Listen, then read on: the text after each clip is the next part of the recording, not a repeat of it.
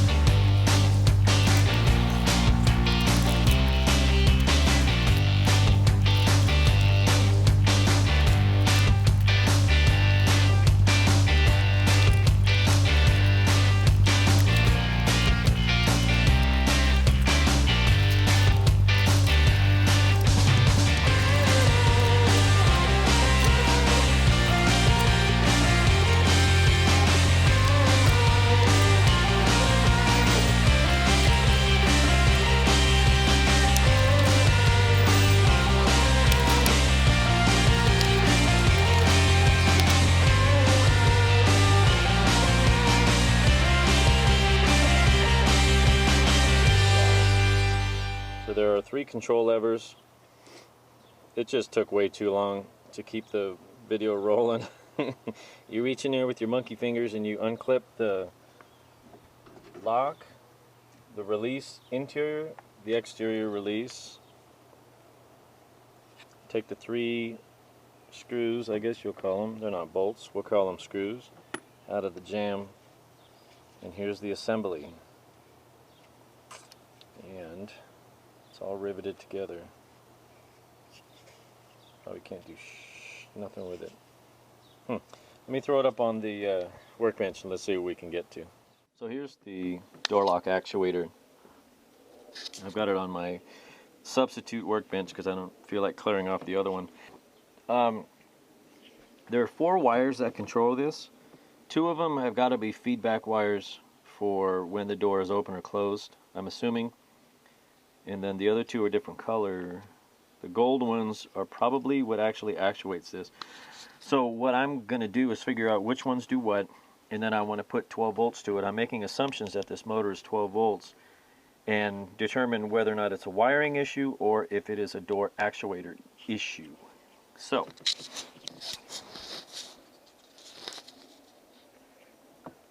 let's see what we have here. Let's go to an ohmmeter with an alert.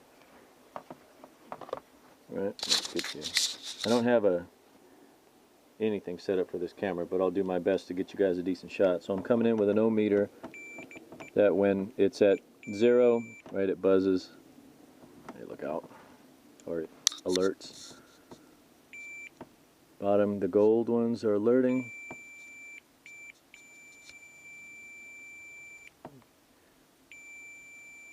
Top ones are alerting. And if you pretend like you close the door, let's see who shows an open circuit likely. Oop. The golds are closed and the top one's open. Okay, so that must be it. So the silver tabs provide feedback to the cabin control module. So if I do this, in theory, and then I unlock the door, can I do this all together? Probably not. Hey. What's going on? Why won't this door open? Stop! See, the latch is closed. Oh, maybe I locked it. Hold on.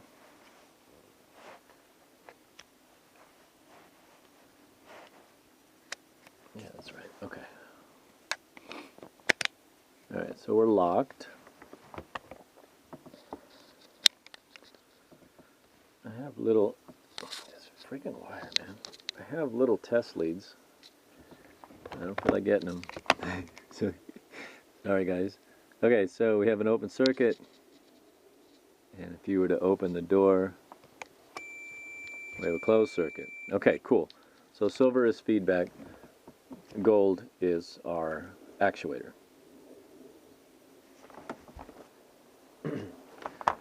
Alright, the next step is to come in with 12 volts. I hope I don't smoke this thing. I haven't even looked to see what this thing costs. Probably $100. I think everything's pretty much $100. So this is 12 volts, probably AC. I don't know. Let's check. I could be wrong. I don't know. I just grabbed a power supply out of the box. Oh no, we're DC. Okay, 12.47 volts DC, which actually is what I want. I don't want AC volts. Well, that's a cool power supply. Let's see what happens when I do. Left one will be positive, the right one is negative. Ooh.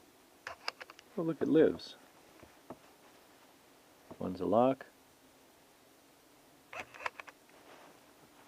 Okay. So the door actuator is good. So I'm glad I didn't just shotgun this repair and say, oh, the actuator must be bad. That's the good side. The bad side is something's wrong with the wiring probably somewhere, or shikes. I have to. Alright. Reverse polarity. Unlock. Reverse polarity.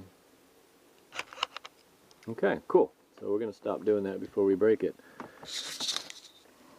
Alright, so the next thing is I have to provide feedback.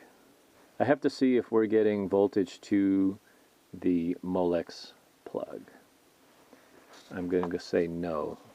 Not knowing what's been in and out of this truck before, maybe there's a stereo system somewhere, maybe somebody inadvertently cut a wire, although I don't know. Let's dig a little deeper. Let's see what we can see. Okay, so I'm going to have to trace back on the harness. There's no power to the Molex. I'm looking for this light green wire and this tan with an orange stripe. And I need to figure out where that wire's been damaged or where it's controlled.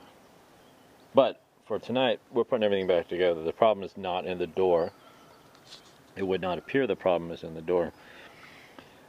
So we're going to remount all this hardware. This actuator is a bit tricky to get in here with the window regulator in, but I'm not interested in pulling the window out. It's like 6:30 or something already. We're going to be dark in about 45 minutes. So I got to hustle so this door locks. That's what I get for starting the day late. So we'll get her back together. We'll come back and we're going to have to make part 2 to this video.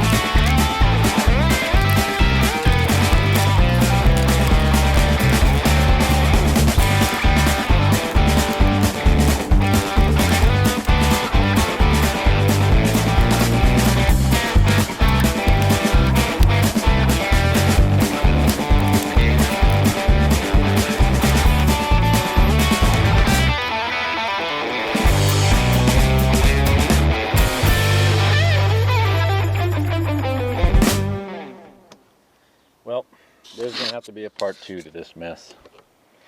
I feel we've had some back-to-back two-part videos.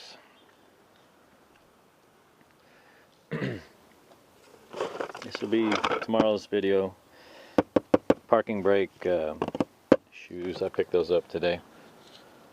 So something is definitely wrong with the harness, not the door actuator. I'm not quite sure if that's good or bad. Oh well, we're going to have to really start digging this thing apart. Thanks for watching. We'll do the rest, I'll do the rest of the cleanup here on my own. Thanks for watching. Appreciate it. Gotta go, gotta run. See ya. So, what the heck? Let's just keep punishing myself.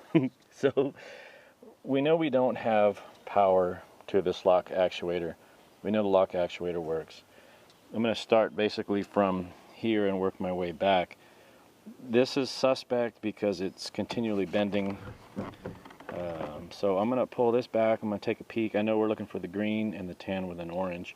So let me get set up here and let's see what we can see. Here's an interesting development.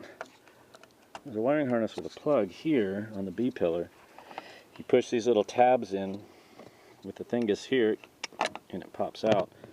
So I should be able to pull this apart.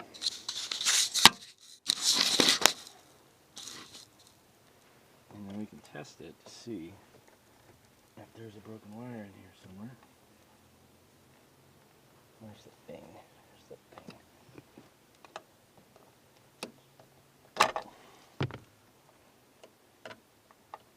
Careful, careful, buddy, careful. There we go. Let me see. Here's something weird. I know for a fact that these two wires are the ones, the brown with an orange stripe and kind of that limey green. So you come over to this, the other side of the harness. I don't see a brown with an orange stripe. And I don't have a straight lime green. The bug's crawling on me. Stupid Dodge. What the hell is that all about? Change the colors after the plug, right? I just verified by looking at my pictures. These are the two wires. Oh boy. Okay, but hey, check this out. So I was messing with this plug trying to pull back this wire a little bit. Look what I found. Orange, striped, brown, broken. That's why the lock doesn't work. I think. Let me grab my soldering gun. I'll solder all that back together and let's see if it makes a difference. Look at these wires. All the bending cracks this crappy soy-based insulation. I can't even find where the brown one went. It's in there somewhere. I'm going to dig it out, but look at that. So everybody's getting soldered. Alright, so that was another exercise in patience. Got everything soldered. I ended up fixing the three. I found 3 damaged wires in there. And solder and heat shrink. I actually, come on, bro, what's going on? I actually put in about a 1-inch jumper to give it some length, right? Because if you do a splice, but you know, you're losing length. You like that with sound effects? Sorry, it's been a long day. Let's plug this in. See what we have. We need window up and down. We need lock up and down. And we need speakers. So, gently put this back in because you know how brittle this stuff gets. Now check this out. Actually, I think this part's kind of slick, right? So it's Molex. But, click. Cool. Want to do the lock first? Nope. Let's do windows. Window up. Wait, that's down. Up.